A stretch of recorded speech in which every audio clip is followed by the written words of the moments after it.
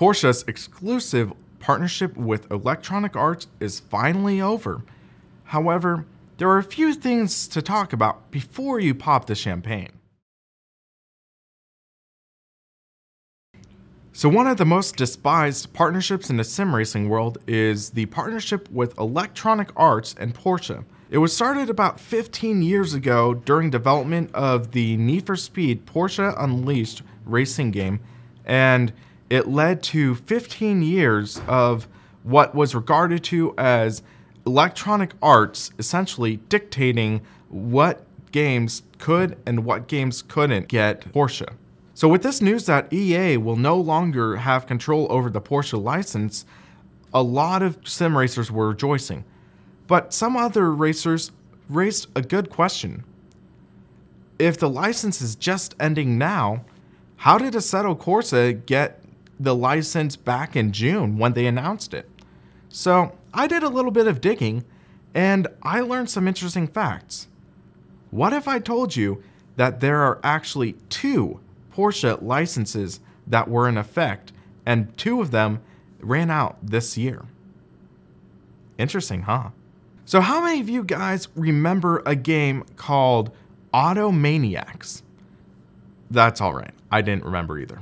So, this was a game that was in development in the early 2010s, and it was spotted running on a version of the ISI Motor 2 engine and had some real-life Porsche branding on it. Upon some further digging, they had an exclusive Porsche agreement under the term of a PC racing simulator. Now, the game ended up falling into some financial hard times and ended up going defunct. However, the license stayed in effect. And what happened was they had control of the Porsche brand on the PC racing side, and Electronic Arts had control on the gaming side, more specifically towards consoles.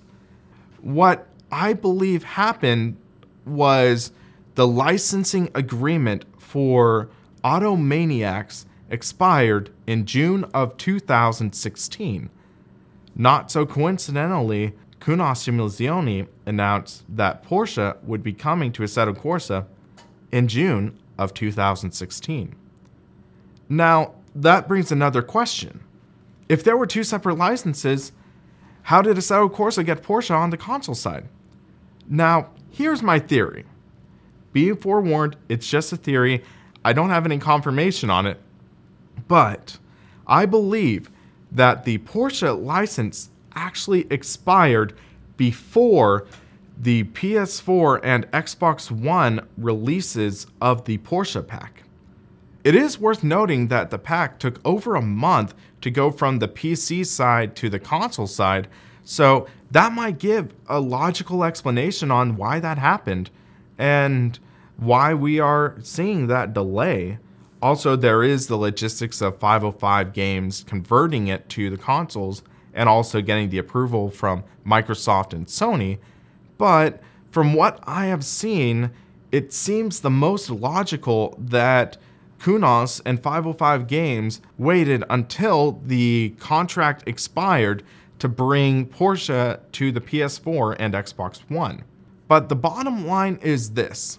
Now that the Automaniacs contract is up, now that the EA contract is up, we are going to see Porsche in far more racing titles than we had ever seen before.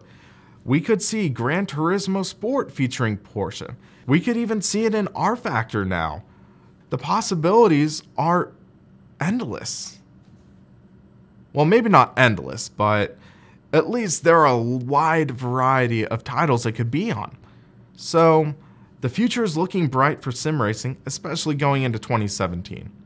So, I just wanted to hear your thoughts as well. What title would you like to see Porsche come? What do you think of my theories?